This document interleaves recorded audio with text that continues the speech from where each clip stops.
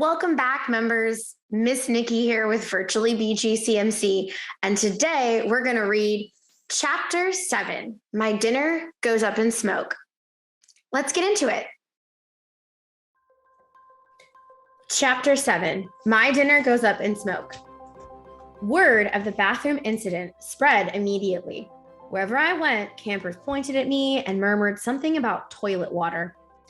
Or maybe they were just staring at Annabeth, who was still pretty much dripping wet.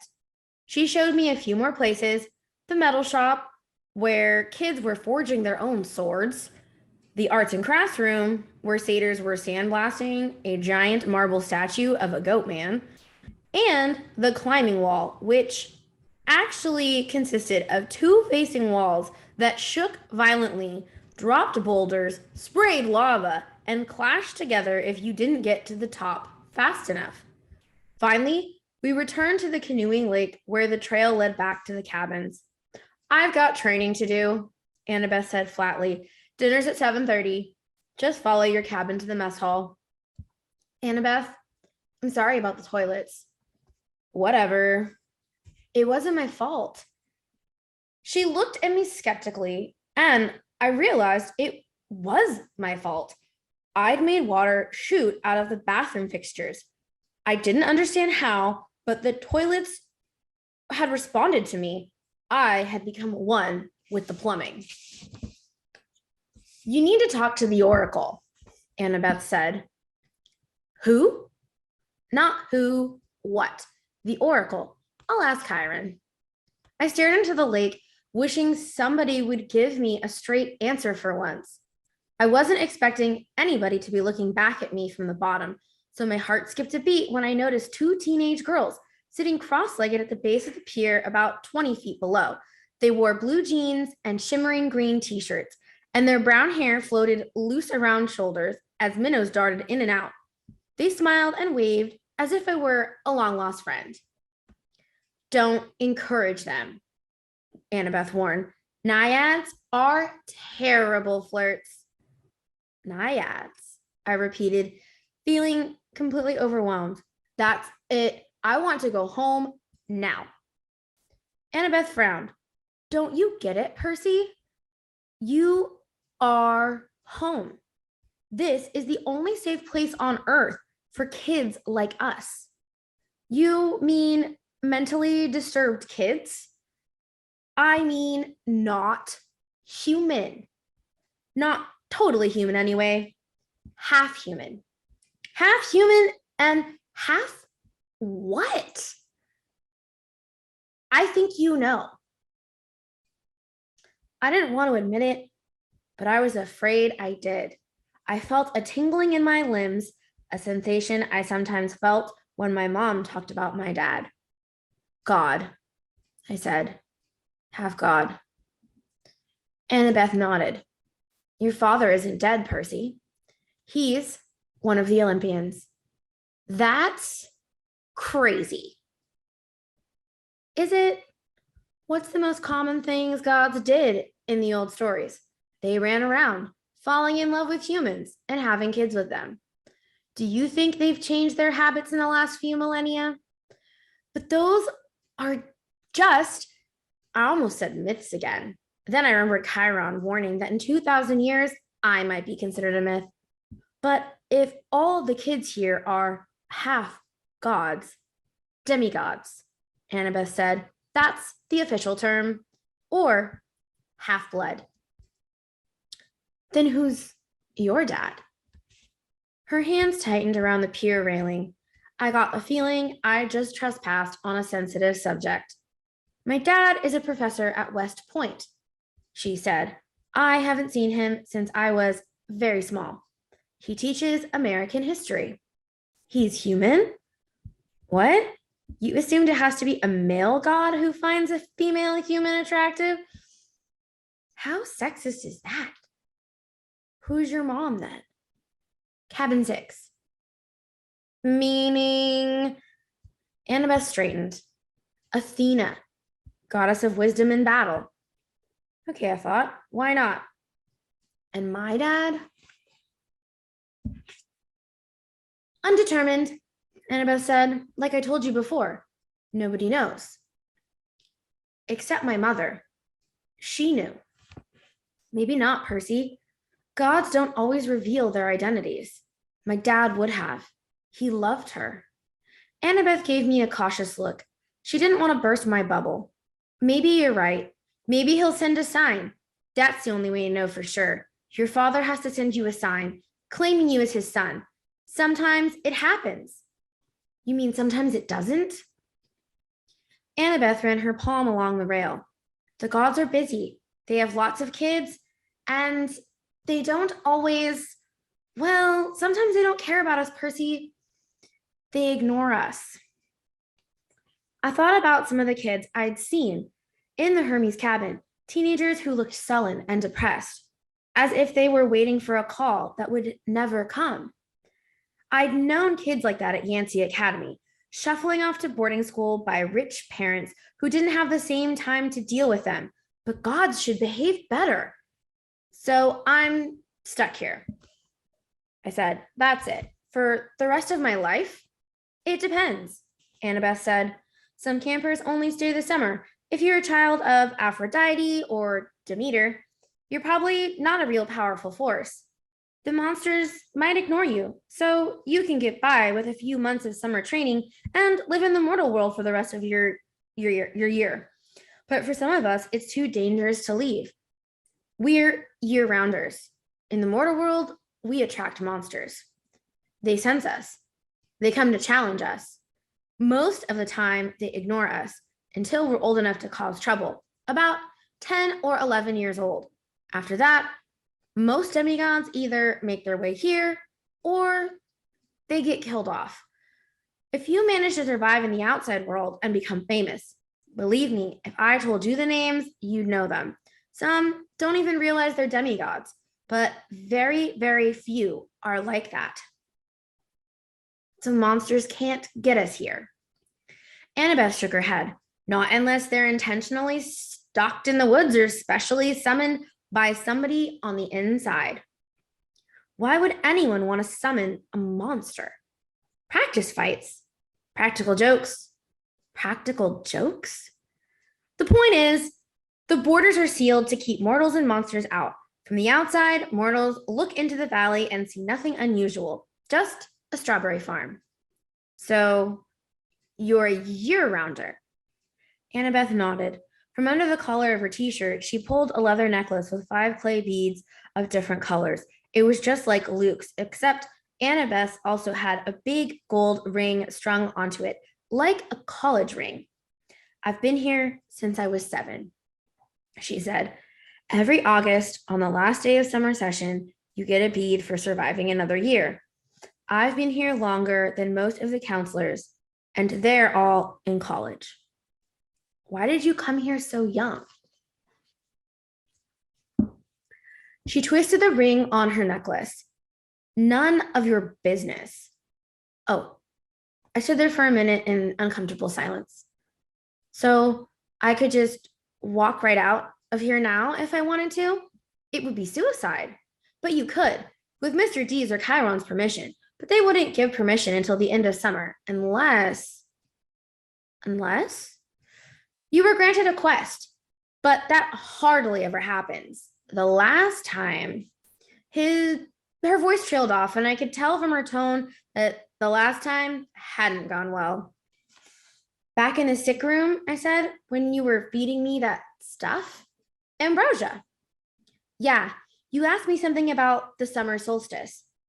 Annabeth's shoulders tensed. So you do know something. Well, no.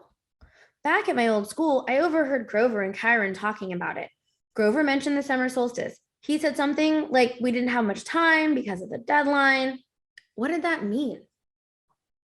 She clenched her fists. I wish I knew. Chiron and the satyrs, they know, but they won't tell me. Something is wrong in Olympus. Something pretty major. Last time I was there, everything seemed so normal. You've been to Olympus? Some of us year-rounders, Luke and Clarice and I and a few others, we took a field trip during winter solstice. That's when the gods have their big annual council. But how did you get there? The Long Island Railroad, of course. You get off at the Penn Station, Empire State Building, a special elevator to the 600th floor. She looked at me like she was sure I must know this already. You are a New Yorker, right? Oh, sure. As far as I knew, there were only 102 floors in the Empire State Building, but I decided not to point that out. Right after we visited, Annabeth continued, the weather got weird, as if the gods had started fighting. A couple times since I overheard satyrs talking. The best I can figure out is that something important was stolen, and if it isn't returned by summer solstice, there's going to be trouble. When you came, I was hoping. Athena can get along with just about anybody, except for Ares, and of course she's got that rivalry with Poseidon. But aside from that, I thought we could work together. I thought you might know something. I shook my head. I wished I could help her, but I felt too hungry and tired and mentally overloaded to ask any more questions. I've got to get a quest, Annabeth murmured to herself. I'm not too young. If they would just tell me the problem. I could smell barbecue smoke coming from somewhere nearby. Annabeth must have heard my stomach growl. She told me to go on and she'd catch me later. I left her on the pier, tracing her fingers across the rail as if drawing a battle plan. Back at cabin 11, everyone was talking and horsing around, waiting for dinner. For the first time, I noticed that a lot of the campers had similar features: sharp noses, upturned eyebrows, mischievous smiles. They were the kind of kids that the teachers would peg as troublemakers. Thankfully, nobody paid much attention to me as I walked over to my spot on the floor and plopped down with my minotaur horn. The counselor, Luke, came over. He had the Hermes family resemblance, too. It was marred by that scar on his right cheek, but his smile was intact. Found you a sleeping bag, he said, and here, I sold you some toiletries from the camp store. Couldn't tell if he was kidding about the stealing part. I said, thanks. No prob. Luke sat next to me, pushed his back against the wall. Tough first day? I don't belong here. I said, I don't even believe in gods. Yeah, he said, that's how we all started. Once you start believing in them, it doesn't get any easier. The bitterness in his voice surprised me because Luke seemed like a pretty easygoing guy. He looked like he could handle just about anything. So your dad is Hermes? I said. He pulled a switchblade out of his back pocket, and for a second, I thought he was going to gut me. But he just scraped the mud off the sole of his sandal. Yeah, Hermes. The wind-footed messenger guy? That's him. Messengers, medicines, travelers, merchants, thieves, anyone who uses the roads. That's why you're here, enjoying Cabin 11's hospitality. Hermes isn't picky about who he sponsors. I figured Luke didn't mean to call me a nobody. He just had a lot on his mind. You ever meet your dad? I asked. Once. I waited, thinking if he wanted to tell me, he'd tell me. Apparently, he didn't. I wondered if the story had anything to do with how he got his scar. Luke looked up and managed a smile. Don't worry about it, Percy. The campers here, they're mostly good people. After all, we're extended family, right? We take care of each other. He seemed to understand how lost I felt, and I, grateful for that because an older guy like him, even if he was a counselor, should have steered clear of an uncool middle schooler like me. But Luke had welcomed me into the cabin. He'd even stolen me some toiletries, which was the nicest thing anybody had done for me all day. I decided to ask him my last big question, the one that had been bothering me all afternoon. Clarice from Aries was joking about me being big 3 material. Then Annabeth twice said she thought I might be the one. She said I should talk to the Oracle. What was that all about? Luke folded his knife. I hate prophecies. What do you mean? His face twitched around the scar. Let's just say I messed things up for everybody else. The last 2 years, ever since my trip to the Garden of Hesperides went sour, Chiron hasn't allowed any more quests. Annabeth's been dying to get out into the world. She pestered Chiron so much, he finally told her he already knew her fate. He'd had a prophecy from the oracle. He wouldn't tell her the whole thing, but he said Annabeth wasn't destined to go on a quest yet. She had to wait until somebody special came to camp. Somebody special? Don't worry about it, kid, Luke said. Annabeth wants to think every new camper has come through here is the omen she's been waiting for. Now come on, it's dinner time. The moment he said it, a horn blew in the distance. Somehow I knew it was a conch shell, even though I'd never heard one before. Luke yelled, 11, fall in. The whole cabin, about 20 of us, filed into common yards. We lined up in order of seniority, so of course, I was dead last. Campers came from the other cabins too, except for the 3 empty cabins at the end, and cabin 8, which had looked normal in the daytime, but was now starting to glow silver as the sun went down. We marched up the hill to the mess hall pavilion. Satyrs joined us from the meadows. Naiads emerged from the canoeing lake. A few other girls came out of the woods. And when I say out of the woods, I mean straight out of the woods. I saw one girl about 9 or 10 melt from the side of a maple tree and come skipping up the hill. In all, there were maybe 100 campers, a few dozen satyrs, and a dozen assorted wood nymphs and naiads. At the pavilion, torches blazed around the marble columns. A central fire burned in a bronze brazier the size of a bathtub. Each cabin had its own table, covered in white cloth, trimmed in purple. 4 of the tables were empty, but cabin 11's was way overcrowded. I had to squeeze onto the edge of a bench with half my butt hanging off. I saw Grover sitting at table 12 with Mr. D, a few satyrs, and a couple of plump blonde boys who looked just like Mr. D. Chiron stood to one side, the picnic table being way too small for a centaur. Annabeth sat at table 6 with a bunch of serious-looking athletic kids, all with her gray eyes and honey blonde hair. Clarice sat beside me at Aries' table. She'd apparently gotten over being hoisted down because she was laughing and belching right alongside her friends. Finally, Chiron pounded his hoof against the marble floor of the pavilions, and everybody fell silent. He raised a glass. To the gods! Everybody raised their glasses. To the gods! Wood nymphs came forward with platters of food. Grapes, apples, strawberries, cheese, fresh bread, and yes, barbecue. My glass was empty, but Luke said, speak to it, whatever you want. Non-alcoholic, of course. I said, cherry Coke.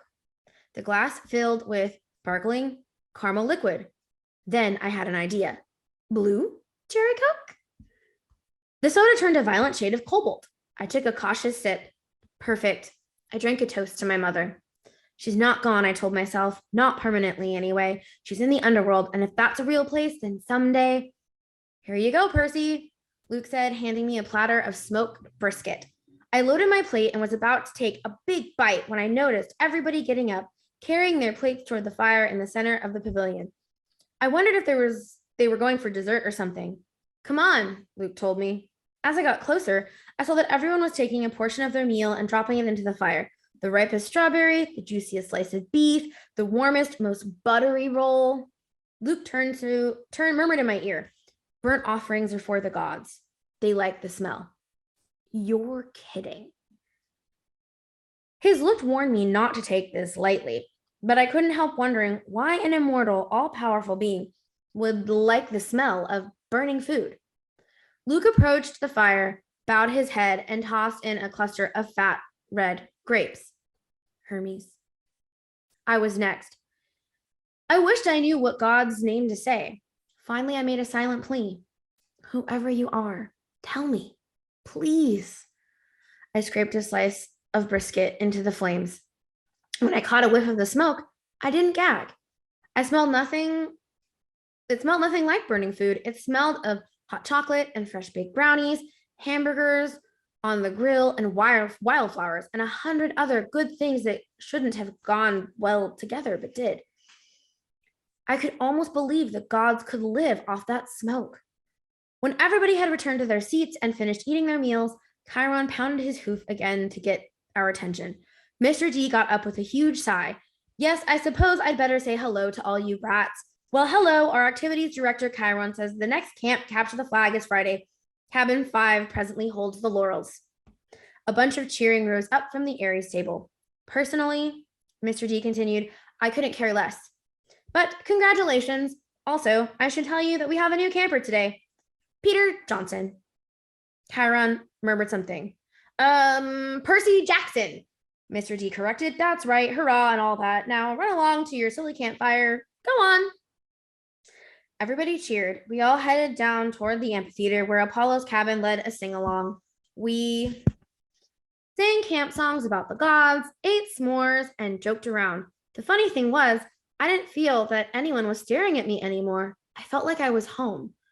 Later in the evening, when the sparks from the campfire were curling into the starry sky, the conch horn blew again, and we all filed back to our cabins.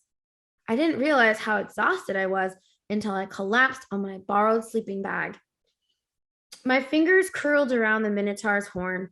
I thought about my mom, but I had good thoughts. Her smile, the bedtime stories she would read me when I was a kid, the way she would tell me not to let the bed bugs bite. When I closed my eyes, I fell asleep instantly. That was my first day at Camp Half-Blood. I wish I'd known how briefly I would get to enjoy my new home. Okay, members, we just finished chapter 7. My dinner goes up in smoke, and I have some questions for you. Question number 1. What's a demigod? Question number 2. What is Hermes the god of? And question 3. How does Percy Jackson find out who his godly parent is? If you know the answers, make sure to put a comment below. And we'll catch you next time where we read chapter 8, We Capture a Flag. Bye!